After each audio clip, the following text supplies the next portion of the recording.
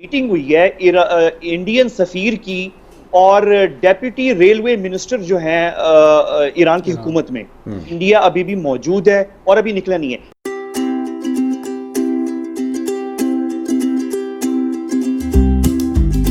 क्या ये blessing in disguise करार दिया जा सकता है कि चाबहार मंसूबे से भारत को अलग कर दिया गया है? अच्छा रजा सही साहब, ये जो इशू है मेरे ख्याल में हम इस पे स्टडी कर इसको एनालाइज करने में थोड़ा सा पाकिस्तान में ओवरऑल जो मीडिया में डिस्कशन हुई है हम बहुत आगे चले गए हैं। अच्छा। और हाँ, बहुत ज़्यादा आगे चले गए हैं। मुझे मतलब अभी जो ऑन द ग्राउंड सिचुएशन है वो तो सिर्फ ये है कि एक रेलवे मंसूबा है जाहिदान, चाबहार और जाहिदान को लिंक करता है, जो अफगानिस्तान जाएगा और तुर्कमानिस्तान जाएगा। उस मंसूबे पे खबरें, बहुत सारी रिपोर्ट्स, और न्यूयॉर्क टाइम्स ने जो सबसे अहम रिपोर्ट थी इस हवाले से वो न्यूयॉर्क टाइम्स की थी कि ईरान ने वो कैंसिल कर दिया है और ईरान इंडिया का जो उसमें शिरकत थी वो कैंसिल हो गई है और ईरान खुद बनाई गई है। लेकिन 30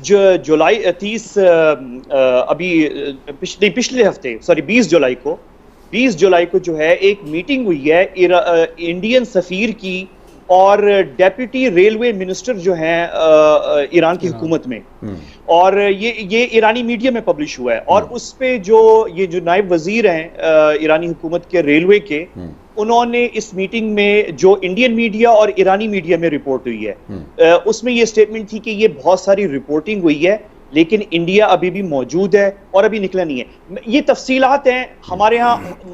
ओवरऑल जो पाकिस्तान में हमारे यहाँ ये है कि हमारा फोकस अफगानिस्तान और इंडिया पे बहुत ज्यादा है। हमारे यहाँ ईरानियन मीडिया और ईरानियन स्टडीज बहुत कम है। हमारे बहुत से लोग शायद इसको फॉलो क्लोजली नहीं, इतने उससे नहीं कर रहे, लेकिन अगर हम करें तो अभी बहुत अर्ली है। इंडिया जो है वो चाबहार में मौजूद है।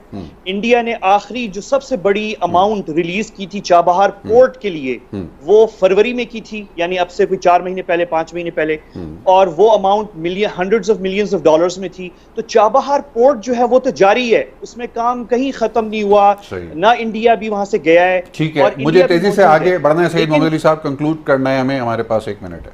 बिल्कुल। देखिए, हमारे पास इसमें इम्कानात हैं जिससे कितना हम दानिशमंदी से और टाइमली फ़ायदा उठाते हैं, ये बहुत इम्पॉर्टेंट होगा।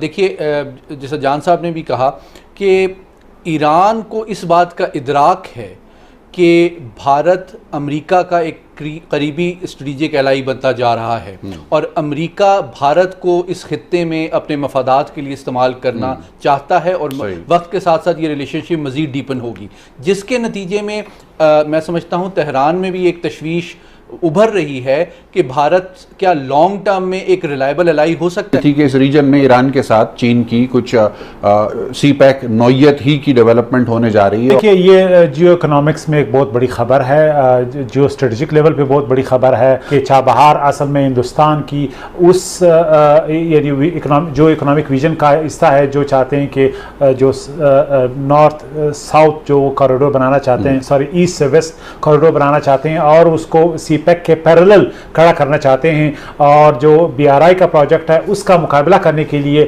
ईरान के रास्ते सेंट्रल एशिया और यूरोप तक पहुंचना चाहते हैं। ये बहुत से लोग मानने के लिए तैयार नहीं थे। तो एक राइवल फोर्ट के तौर पे गवादर के मुकाबले में इंडिया खड़ा कर रहा था चाबहार को। लिहाजा ईरान को कई सालों बाद ये एहसास हुआ कि हम इसकी बहुत कीमत दे रहे हैं। एक तो पाकिस्तान की यानी सिक्योरिटी के लिए एक थ्रेट बन गया है और हम इसको अलाउ कर रहे हैं, एक हकीकत बन गया है। और तीसरी बात ये उनको एहसास हो गया कि अगर हम अमेरिका और हिंदुस्तान के साथ जाते हैं तो चीन, पाकिस्तान, रशिया और जो रीजनल ममालिक का एक ब्लॉक हमें उभरता हुआ नजर आ रहा है, उसके साथ उनके ताल्लुकात खराब हो जाएंगे। और दाखिली माशी जो पोजीशन थी कमजोर, वो भी एक बड़ा यानी एक रीजन था ईरान को ये फैसला करने में। लेकिन इसका बिगर पिक्चर वही जो चाइनीज कोशिश है कि BRI प्रोजेक्ट को गैर मुतनाज़ बनाया जाए। आज जो कौमी असम्बली ने निमटाया कानून, तो ये क्या कैटर फॉर किन चीज़ों को कर रहा है, इसको थोड़ा सा आसान अल्फाज में नाज़रीन के लिए हम बताएं, इसलिए कि ये कानून अब पाकिस्तान के अवाम पर नाफिजुल अमल होगा।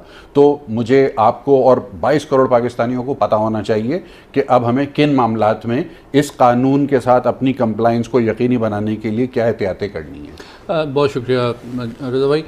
देखिए, जो फैटफ है उसको अगर बुनियादी तौर पे समझने की कोशिश की जाए तो जो वर्ल्ड ऑर्डर है उसका जो इकोनॉमिक पिलर है ना वो बड़ा इम्पोर्टेंट है। और ऑल्दो कि चाइना के राइज़ के साथ आप देख रहे हैं कि अमेरिका और चाइना की मुखासमत में इजाफ़ा हो रहा है, लेकिन इस वक्त जैसे जैसे हम चीन के करीब जा रहे हैं माशी, सियासी, तस्वीराती एतबार से, उतना ज़्यादा अब अमेरिका में की तशवीश में इजाफ़ा हो रहा है। और बुनियादी आर्गूमेंट मैं आपको ये दूंगा कि आपकी चाइना की कुर्बत की कॉस्ट अमेरिका बढ़ाने की कोशिश कर रहा है जियो स्ट्रेटिजिक और जियो इकोनॉमिक डायमेंशन में। जी नहीं, उतनी वो बहुत सख्त वर्ड हो जाता है, लेकिन कॉस्ट बढ़ाने की कोशिश कर रहा है, क्योंकि पाकिस्तान फिर भी एक करीबी रवासिम अमेरिका के साथ हैं, मतलब हॉस्टिलिटी वाली बात नहीं है, तशवीश रहती है, डिफरेंसेस हैं, लेकिन अमेरिका के लिए हम एक अभी भी अहम मुल्क हैं और हम चाहेंगे कि अमेरिका के लिए एक बदस्तूर एक अहम मुल्क रहें। दूसरी बात ये है कि इंटरनेशनल जो ऑब्लिगेशंस हैं ना, आपके नाज़रीन को जानना बहुत ज़रूरी है। दुनिया में 8000 ऐसे कवानीन हैं जो कि रियासती सॉवरेंटी को कंस्ट्रेन करते हैं, उसको लिमिट करते हैं।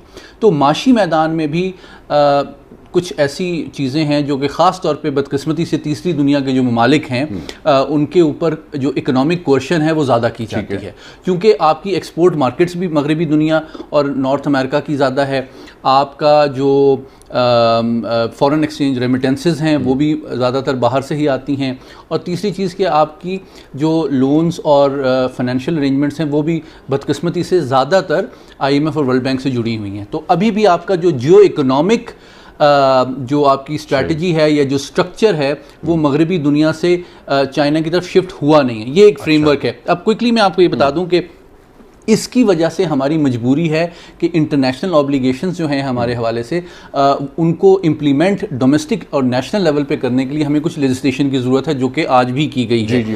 देखिए, इसमें सबसे इंपॉर्टेंट रोल जो है वो स्टेट बैंक का है कि उसने जो पाकिस्तान ने दफ्तर खारजा और स्टेट बैंक के दरमियान काफ़ी फैटिफ के हवाले से कोलैबोरेशन रही है, क्योंकि दफ्तर खारजा पाकिस्तान को एक्सटर्नली और इंटरनेशनली रिप्रेजेंट करता है।